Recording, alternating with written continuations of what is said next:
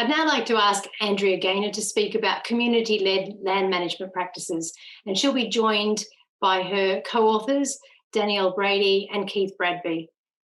So over to you, Andrea. Thank you. I'm Andrea Gaynor, and also online we have my collaborators on this project, Keith Bradby, who's the CEO of Gondwana Link, and Danielle Brady, who's at Edith Cowan University. Now, I'm just about to share my screen with you. Okay.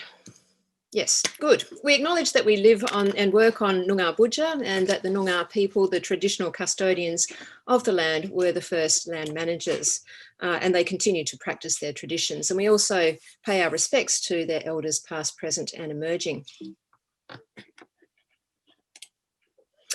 So here we have an outline of our research, which aims to generate an environmental history of community-led land management in southwestern Australia by preserving the records and interpreting the histories of volunteer community groups. Some of these groups already have written histories. Certainly they often have a keen sense of their own origins and trajectories. But our insight has been to see the common ground between these groups with quite different origins, locations and resources. So we're viewing them as parts of a diverse social movement which has changed over time in response to environmental, political and social shifts and economic shifts. So we think it's important to look at both the detail of each of these groups and also the big picture here in order to celebrate the achievements of the sector, to preserve its knowledge and to deepen our understanding of its strengths and vulnerabilities. So in this paper, we will provide an overview of what we mean by community-led land management. We'll touch on stories from three parts of the movement, outline some tentative findings and summarise the significance of our research. And we certainly welcome feedback on this work in progress. So we define community-led land management in this way. First of all, it involves a hands-on approach among all of the members with significant input of volunteer time. So it's distinguished from those conservation and land management groups that are largely run by paid staff, whether that paid, the salaries come from government or from philanthropy. These groups focus on a particular geographical area, so that might be a small bushland area in the city or a large river catchment or a vast tract of pastoral country.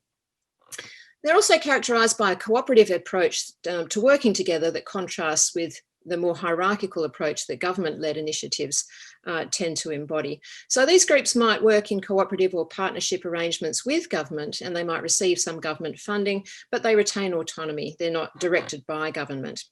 So it includes landcare groups, friends of groups, catchment groups, and also Aboriginal Rangers. So we're putting them all together under this umbrella of community-led land management. So we also started in this direction because in the campaigning environmental movement, the activists and the advocates who are campaigning on the streets have garnered a fair bit of attention from environmental historians. But there's been less attention to this quiet, patient, sustained local work that community-led land management does. The things like tree planting, weeding and experimenting with new approaches to farming in neighbourly collaboration. So I'll move on to one of our three examples, and the first one is from rural land care, and this comes from the south coast around Albany. So in this area, farming expanded in the post-war era and in the early 1980s, by the early 1980s rather. Agricultural runoff had led to algal blooms and devastation of the seagrass meadows in Oyster Harbour near Albany. So by 1988, 80% of the harbour's seagrasses were gone, as you can see on the chart there. What happens next is complex, so it involves a range of biophysical, economic and social factors, but key among them is the work of the community-led or community land managers. In the 1980s and early 1990s, land conservation district committees, or LCDCs, within the catchment undertook fencing and tree planting work. Now, this was mainly to tackle salinity and erosion, but it would have also improved river quality. Then in 1992, the LCDCs got together and formed the Oyster Harbour Catchment Group, which has worked with farmers, Albany townsfolk and government, undertaking fencing of waterways and remnant vegetation, as you can see from the quote there from Martin Wheel, as well as re-vegetation, soil testing programs, earthworks and more, education and policy planning work. So these have led to a massive improvement in downstream water quality, and this in turn has enabled the success of another grassroots initiative in which community members led by Jeff Bastien pioneered the art of transplanting seagrass, which is now re-established in Oyster Harbour over large areas. So this story really speaks quite nicely to our conference theme of recovery, restoration and renewal, perhaps also resistance. So the Oyster Harbour Catchment Group are a community-led land management success story, and it's notable that they straddle the rural-urban divide. While the number of LCDC and traditional agricultural land care groups have been declining in Western Australia over the past 20 years, the number of urban and peri-urban groups have been increasing.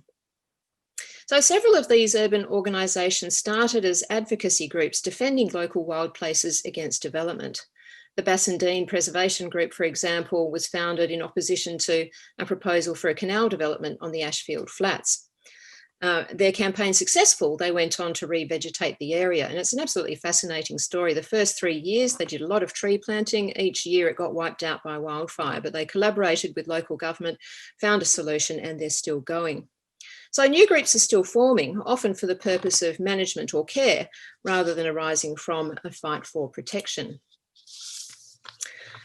So another flourishing area of community-led land management is Aboriginal Ranger teams. And of course, Aboriginal and Torres Strait Islander people have been caring for country for millennia.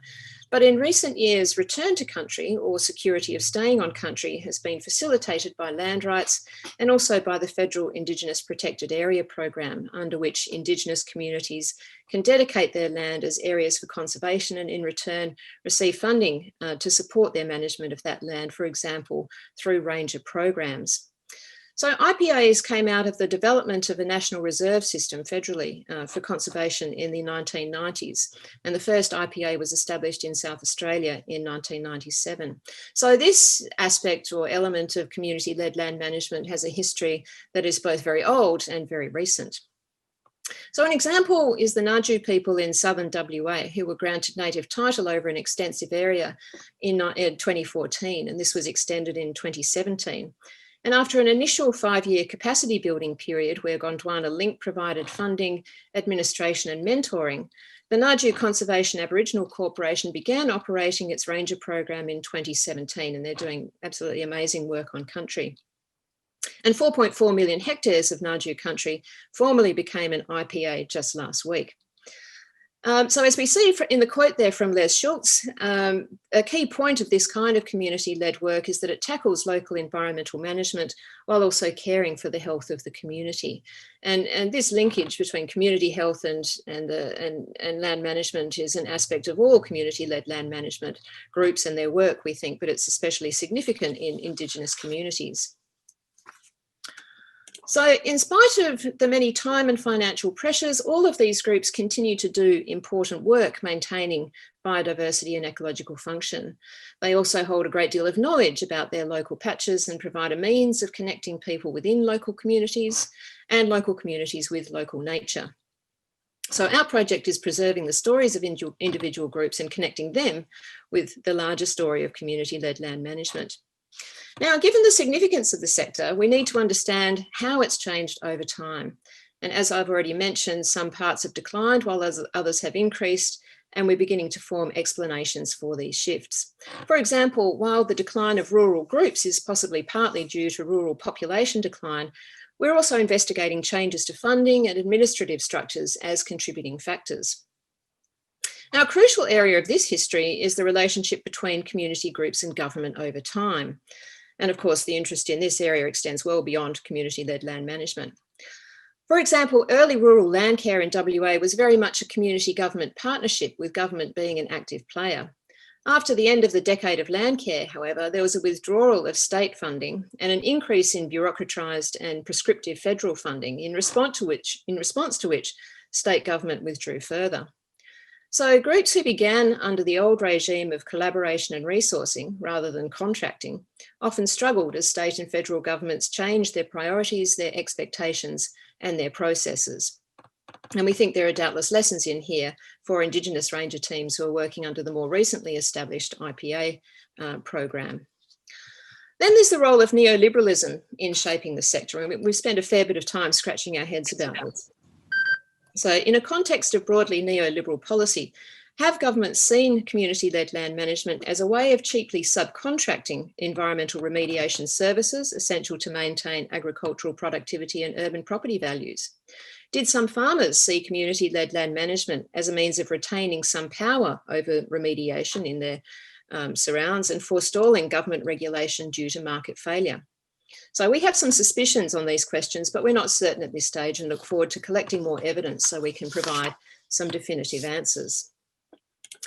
So in conclusion, often the work done by these groups has a low public profile, yet it represents a huge contribution to conservation and land management. Its successes deserve to be remembered, indeed radically remembered and celebrated. And there's also much to learn from failures, or so-called failures. Validation of community-led land management work through environmental history can potentially assist with continuity and recruitment among these important groups. They also possess both landscape-specific and community knowledge, and that may be essential to devise the scalable responses to climate change, food security threats, and biodiversity loss that threaten to overwhelm us. Secondly, community-led land management can be viewed as a social movement and its history analysed as such, to provide insights into how and why it's changed over time.